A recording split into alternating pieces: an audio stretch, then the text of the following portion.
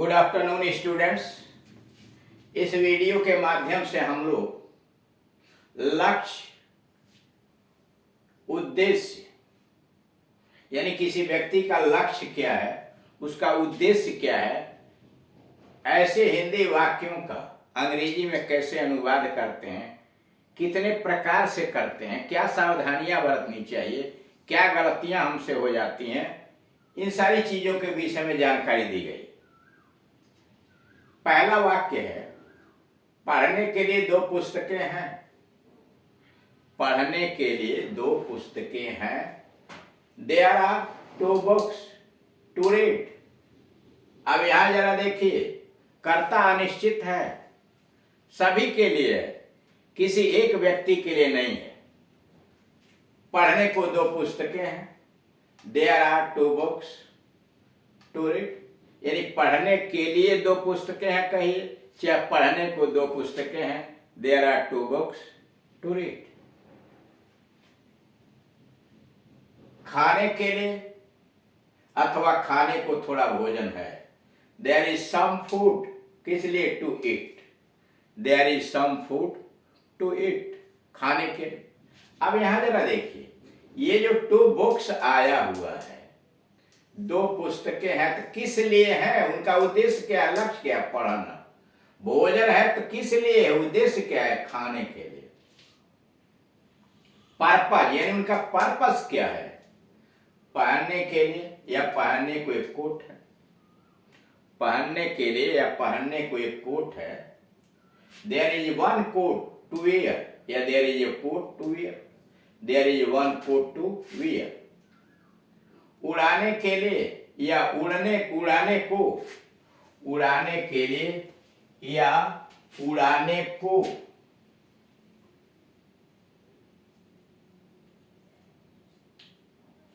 उड़ाने को।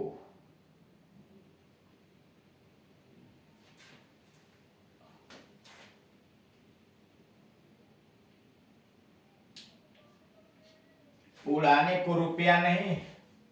There is no money to waste. उड़ाना, बर्बाद करना, लुटाना। There is no money to waste. ऐसे वाक्यों से उद्देश्य, पर्पज का बोध होता है। अब चूंकि इसमें आप देख रहे हैं कि आपको पहले एक नियम बताया गया था, अगर ऐसा कोई हिंदी वाक्य है जिसमें मुख्य क्रिया के स्थान पर हैं, था, थे, थी, यानी ये जा रहा वाज आया हुआ है और उनका कर्ता ठीक उसके पहले सटा हुआ आया है, तो ऐसे वाक्यों का ट्रांसलेशन देयर से बनाते हैं, जहां देयर की कोई मीनिंग नहीं होती। इसीलिए सारे वाक्य देख रहे हैं बनाया, there are two books to read. यह क्या है? पुस्तकें हैं क्रिया है और पुस्तकें सब्जेक्ट हैं। भोजन है, भोजन, थोड़ा भोजन क्या है? सब्जेक्ट है वाक्य का, और है उसकी क्रिया है, इसलिए देयर से बना। कोट है, कोट सब्जेक्ट है उससे लगा हुआ है, इसलिए देयर से बना। रुपया नहीं है, ठीक, तो नहीं है, रुपया क्या नहीं है? रुपया सब्जेक्ट और उसके बाद है, इसीलिए ऐसे वाक्यों का ट्रांसलेशन देयर से बना है। ऐसे वाक्यों से उद्देश्य, पर्पज का बोध होता है। Rules number 1, there plus be is are plus noun subject indefinite, यानी कर्ता अनिश्चित होता है, इसमें कोई निश्चित कर्ता नहीं है।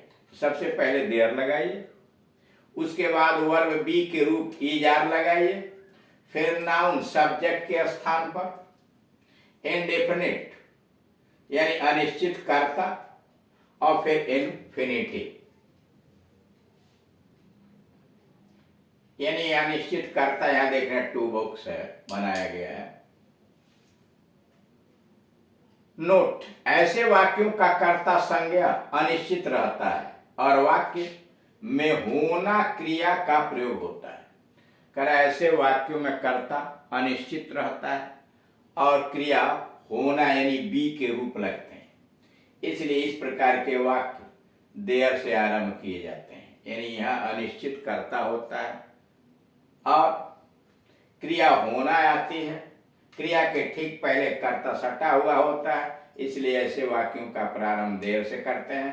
परंतु ऐसे देयर का या कोई मतलब नहीं होता, कोई अर्थ नहीं होता। ये इंट्रोडक्टरी देयर हैं, केवल परिचय कराने के लिए आते हैं। दूसरा, ऐसे वाक्यों में इन्फिनेटिव के बदले, नोट नंबर 2, ऐसे वाक्यों में इन्फिनेटिव के बदले फार प्लस वर्ब आईएनजी का प्रयोग इस प्रकार नहीं करना चाहिए। ऐसे वाक्यों में इन्फिनेटिव के बदले फार लगाकर वर्ब में आईएनजी का प्रयोग इस प्रकार न करें। There are 2 books for reading, गलत है, इन्फिनेटिव डालना पड़ेगा। यह जिरंड पढ़ने के लिए जो लगाए हैं वह गलत है। इन्फिनेटिव के जब यहाँ जिरंड नहीं लगेगा। There is no money for wasting, यानी दोनों वाक्य गलत हैं। आप इस वाक्यों में जिरंड का प्रयोग फार लगा के नहीं करें। अब अगला रूल, मोहन को पढ़ने के लिए किताबें हैं, यानी मोहन के पास पढ़ने के लिए किताबें हैं। या कहिए मोहन को पढ़ने के लिए किताबें हैं कहिए, या मोहन के पास पढ़ने के लिए किताबें हैं। बेहतर तो यही हुआ कि मोहन के पास पढ़ने के लिए किताबें हैं। जैसे मोहन हैज, अधिकार जमाया गया है, मोहन हैज बुक्स, किस लिए? To read. किताबों का उद्देश्य क्या है? मोहन के पास किताबों के रखने का उद्देश्य क्या है? To read. तो Mohan has books to read. उसे खाने को थोड़ा भोजन है, यानी उसके पास खाने के लिए थोड़ा भोजन है। He has some food to eat. He has some food to eat. या she has some food to eat. He has some food to eat. या she has some food to eat. उसके पास खाने के लिए थोड़ा भोजन है। सीता को पहनने के लिए ब्लाउज है, या सीता के पास पहनने के लिए ब्लाउज है। Sita has a blouse, Sita के पास ब्लाउज है, किस लिए? टू वियर, पहनने के लिए।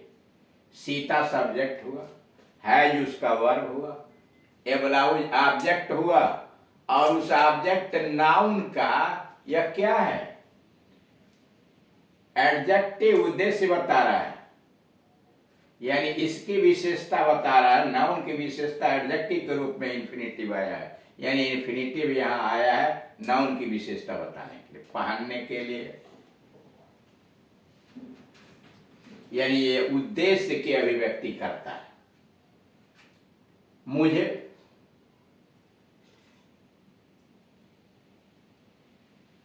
खर्च करने को थोड़ा रुपया है, आई हैव मनी, मेरे पास रुपया है, किस लिए है? उद्देश्य, यानी पर्पज बता रहा है, to spend. I have some money, मेरे पास रुपया है, किस लिए है? टू स्पेंड, खर्च करने। ऐसे वाक्यों से भी उद्देश्य का बोध होता है। ऐसे वाक्यों से भी उद्देश्य, पर्पज का बोध होता है। और रूल्स बनते कैसे हैं? सबसे पहले नाउन लगाइए या प्रोनाउन होगा। ये नाउन और प्रोनाउन जो आएंगे यह कर्ता के स्थान पर आएंगे, यानी सब्जेक्ट के स्थान पर आएंगे। उसके बाद हैव का रूप लगाइए। हैव का रूप मतलब हैज है, और पास्ट टेंस में अगर है तो वह हैड लगा देंगे ऐसे करने के लिए। और उसके बाद नाउन ऑब्जेक्ट के स्थान पर आएगा, तब इन्फिनिटिव आएगी, यानी यह नाउन मनी यह ऑब्जेक्ट है और उसके बाद इन्फिनिटिव रखा गया है। तो फिर से समझिए, वाक्य को अंग्रेजी में बनाने के लिए पहले नाउन प्रोनाउन रखिए। वह नाउन प्रोनाउन सब्जेक्ट होगा, जैसे मोहन सब्जेक्ट है, सी सब्जेक्ट है, प्रोनाउन है, सीता सब्जेक्ट है, आई प्रोनाउन है, यानी नाउन और प्रोनाउन सब्जेक्ट के स्थान पर रखा। हैव रखा, हैव के रूप प्रेजेंट टेंस किया, यहाँ सिंगुलर नंबर है तो हैज रखा, यहाँ सिंगुलर नंबर है तो हैज रखा, ही सी के साथ हैज रखा, आई के साथ हैव रखा, यानी हैव के रूप रखिए। प्लस नाउन ऑब्जेक्ट के स्थान पे, यानी मनी है, ब्लाउज है, फूड है, बुक्स है, क्या है? ये ऑब्जेक्ट हैं क्रिया के, और तब उसके बाद इन्फिनिटिव उद्देश्य बताने के लिए, किस लिए है, खाने वास्ते है। नोट, हिंदी का कर्म कारक यानी संज्ञा सर्वनाम को, यानी जो लिखा है उसे खाने को, मोहन को, ऐसे दिया ना, तो उसको करा हिंदी में, हिंदी का कर्म कारक संज्ञा या सर्वनाम को, खाने को, पढ़ने को, है ना, इसके लिए वाक्य का कर्ता कारक सब्जेक्ट हो जाता है। करा हिंदी में जो कर्म कारक के रूप में संज्ञा पर सर्वनाम आया है उसे, और प्लस को, सर्वनाम प्लस को, वो क्या है, अंग्रेजी में सब्जेक्ट बन गया है, ही, मोहन इत्यादि, कर्म कारक हो जाता है। हिंदी का कर्ता कारक अंग्रेजी में कर्म कारक बन जाता है। और यहाँ कर्ता कारक क्या है, किताबें, पढ़ने के लिए किताबें हैं, तो किताबें यहाँ ऑब्जेक्ट के स्थान पर चली जाती हैं। दूसरा है ऑब्जेक्ट बन जाता है, यानी सीधे कहिए हिंदी में जो सब्जेक्ट के स्थान पर आया रहता संज्ञा सर्वनाम और को लगा के, अंग्रेजी में वह ऑब्जेक्ट जो है वो सब्जेक्ट बन जाता है, और हिंदी का सब्जेक्ट के स्थान पर आया हुआ शब्द ऑब्जेक्ट बन जाता है। किसका ऑब्जेक्ट बनता है, उत्तर है और हैव या हैड का, यानी टेंस के अनुसार हैज हैड का वह ऑब्जेक्ट बन जाता है। नोट नंबर 2, हिंदी के धातु यानी क्रिया प्लस ने प्लस को ऑब्लिक के लिए अनुवाद होता है। यानी हिंदी में जो धात प्लस ने प्लस को प्लस के लिए अनुवाद होता है, इन्फिनिटिव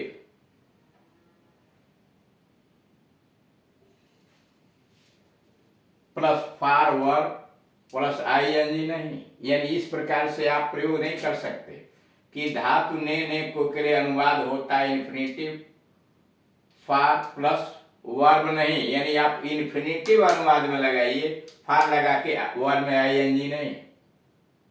इसलिए इनका अनुवाद इस प्रकार न करें, सीता है जब ब्लाउज फॉर वियरिंग, गलत है, to wear. Sita, I have some money, for spending नहीं, I have some money to spend, I have some money to spend.